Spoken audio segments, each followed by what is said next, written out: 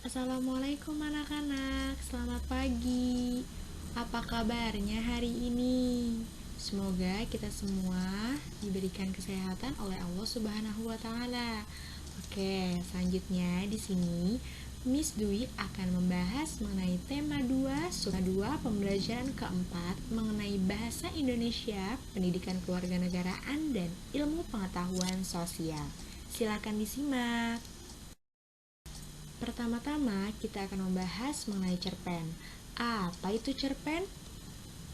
Cerpen atau cerita pendek adalah jenis karya sastra yang menjelaskan kisah atau cerita tentang manusia dan seluk-beluknya lewat tulisan pendek. Cerita pendek merupakan salah satu bacaan yang dapat kita gali informasi di dalamnya dengan menggunakan kata tanya, apa, siapa, gimana, kapan, mengapa, dan bagaimana. Apakah kamu suka membaca cerpen atau cerita pendek?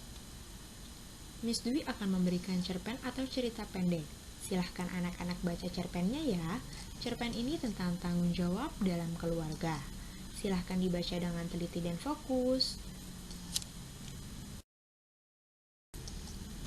Ini merupakan cerita pendek tentang tanggung jawab dalam keluarga, dan di sini Miss Dwi memberikan contoh cerpen mengenai tanggung jawab adik.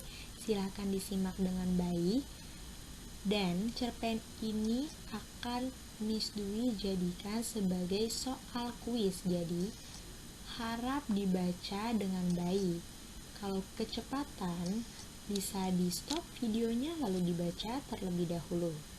Terima kasih.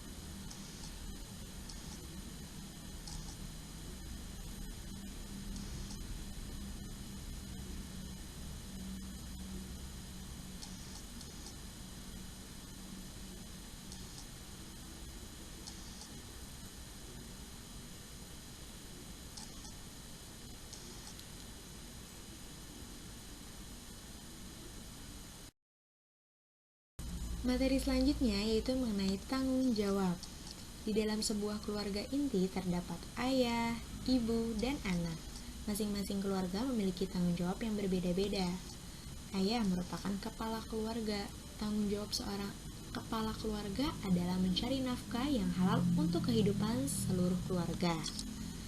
Ayah juga mempunyai tanggung jawab untuk memberikan pendidikan dan kasih sayang untuk istri dan anak-anaknya.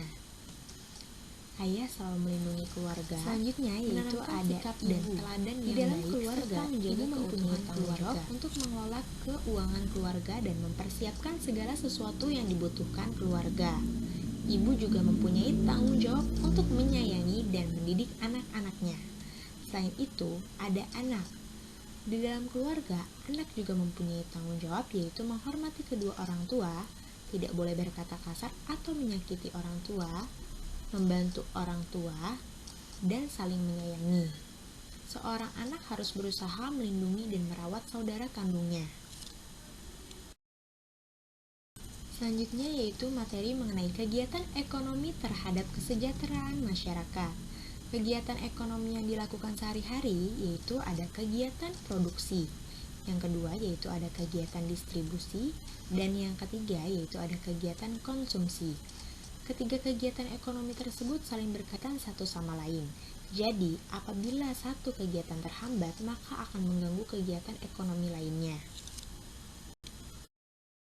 Nah, di sini ada poin tentang produksi.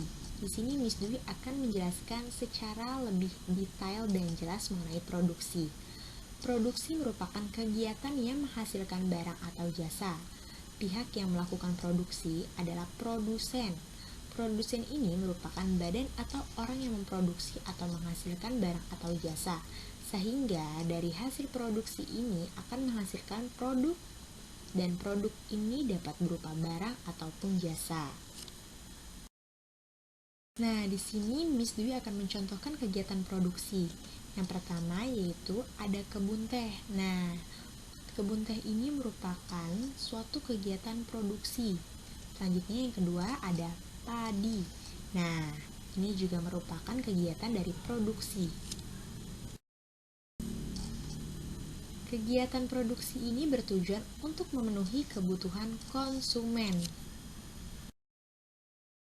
Selain produksi, yaitu ada distribusi. Setiap hari kamu makan dan menggunakan pakaian. Bahan makanan tersebut dihasilkan dari suatu daerah tertentu. Untuk mendatangkan bahan makanan dan pakaian diperlukan kegiatan penyaluran. Kegiatan ini disebut juga dengan distribusi. Jadi, distribusi adalah kegiatan menyalurkan hasil produksi dari produsen kepada konsumen. Orang yang melakukan kegiatan ini disebut distributor. Nah, di sini Miss Dwi akan memberikan contoh kegiatan distribusi. Silakan disimak dan dilihat baik-baik. Contoh kegiatan distribusi ini dilakukan oleh produsen kepada konsumen dengan melakukan penyaluran barang.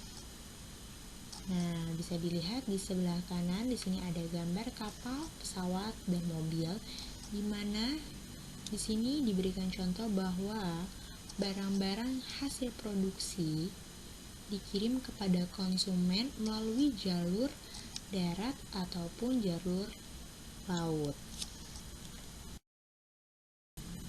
Kegiatan distribusi ini bertujuan agar barang atau jasa dari produsen dapat sampai kepada konsumen. Selain produksi dan distribusi, ada juga yaitu konsumsi. Nah, ini adalah yang terakhir.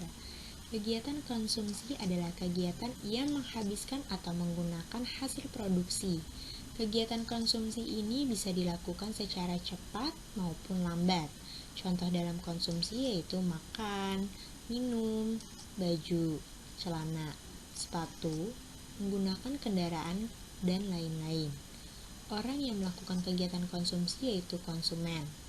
Nah, tadi contohnya apa saja? Nah, ada makanan, ada minuman, selanjutnya juga ada baju, selanjutnya juga ada celana, dan ada kendaraan yang dipakai oleh manusia. Kegiatan konsumsi ini bertujuan mengurangi atau menghabiskan fungsi ekonomi suatu barang. Dapat disimpulkan contoh kegiatan produksi, distribusi, dan konsumsi. Nah, dapat dilihat dan diamati gambarannya yaitu ada produksi di sini. Petani sedang menanam padi. Selanjutnya di sini ada distribusi yaitu penyaluran bahan atau hasil produksi yang akan disalurkan di kota-kota. Nah, selanjutnya dikonsumsi oleh manusia. Jadi tadi apa? Ada petani yang sedang menanam padi, padinya lalu didistribusikan ke berbagai macam kota, lalu dijual belikan dan dikonsumsi. Terima kasih, semoga bermanfaat dan semangat belajar. Wassalamualaikum warahmatullahi wabarakatuh.